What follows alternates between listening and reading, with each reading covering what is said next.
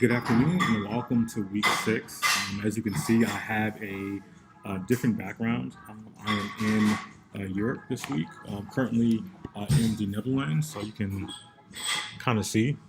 Um, this week, I was presenting some research with some of my European colleagues.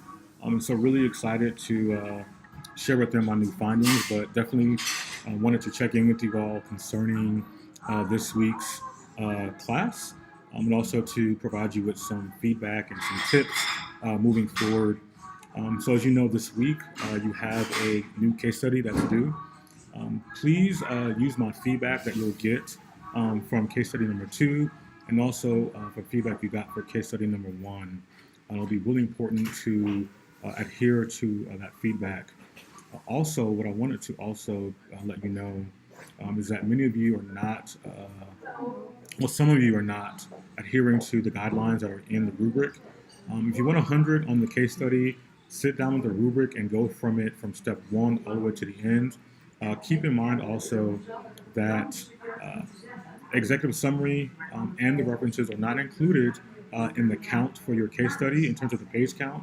And also, many of you are forgetting to include the executive summary, so please make sure you have the executive summary and also make sure that you also have the references that go at the end of the case study, keeping in mind that both items are not included in the page count. If you want to knock out this case study, it is important for you to identify and be clear about the solutions that you are proposing. Also, you need to provide justification for why you came up with those solutions, and also, you also need to put your public manager hat on, and you need to inform me and hypothetically the stakeholders why you have chosen that solution and what steps you decided to take in order to get to that solution. Many of you are losing points on those two sections. It's not enough to just propose one solution and a few criteria. You need to be very explicit. I need you to, again, put on your public manager hat and provide me with concrete solutions that can be used by city officials in terms of addressing the issue at hand.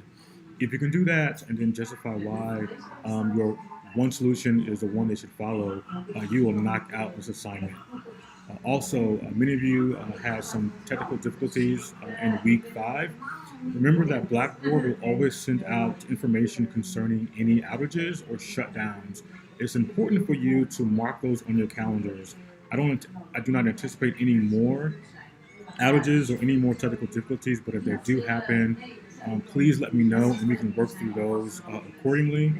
We're getting to the tail end, and so many of you are knocking it out. Some of you need some improvement. But if you have any questions about your grade, please do not hesitate to email me, and we can set up a time to meet virtually or in person or whichever convenient for you. As always, I try and be as accessible as possible. Also, while I'm in Europe, the best way to get in contact with me will be via email, and I will get back to you within 24 hours. Again, if there are any issues or concerns, the best way to let me know, again, is through email.